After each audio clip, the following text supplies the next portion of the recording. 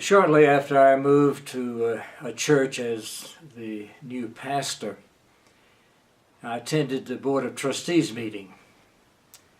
As I remember, there were 12, 15 members of the board present. And somebody proposed a project that we do, and John Metner, the chair of the Board of Trustees, entertained the motion, and he said, how many are in favor of it? And there were 5 or 6 hands went up. And he said, good, now what's the next order of business? And somebody said, John, aren't you going to count the no votes? He said, in this church, if we've got 6 people that want to do something and it doesn't violate the mission of the church, we'll do it. I don't count no votes. I thought that was a rather unique way of looking at things. But I have incorporated that into how I attempt to approach life. Just count the yes votes. The negatives are always there. No question about it. A person would be blind not to see the negative things that happen in life. But I think I am at least, ahead of the game if I just count the yes votes. I shared that story with my sister.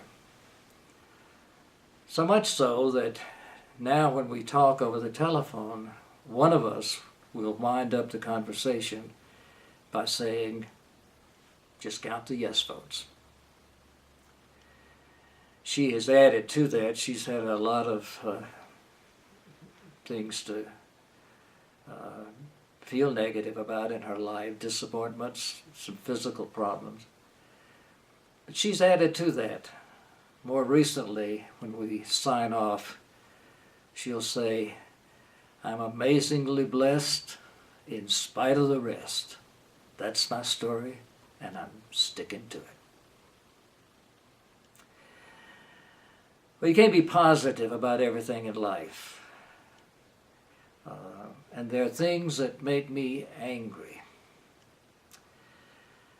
I am always angry at the prejudice and the discrimination that we inflict on each other because we're not the same race or the same class.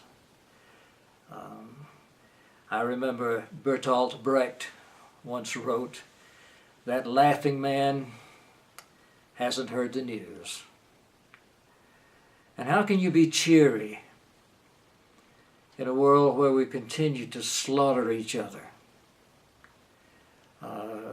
Where millions of our own children in this country, much less over the world, live in abject poverty. Where people in whom we've put our trust violate that trust. And I'm thinking particularly of the tremendous news that we get now of sexual molestation by people in trust. So there's no way I want to ignore that.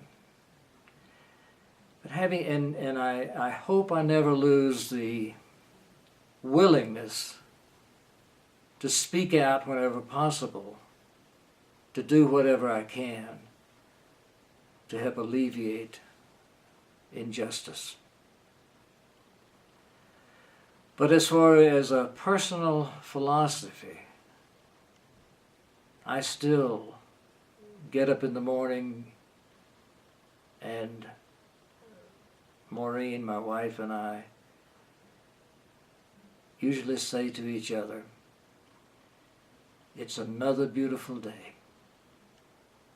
Sometimes I'll say it's another beautiful day in paradise. And we both remind each other to just count the yes votes. That's the way I choose to live my life. And I hope there's something in there that'll help you.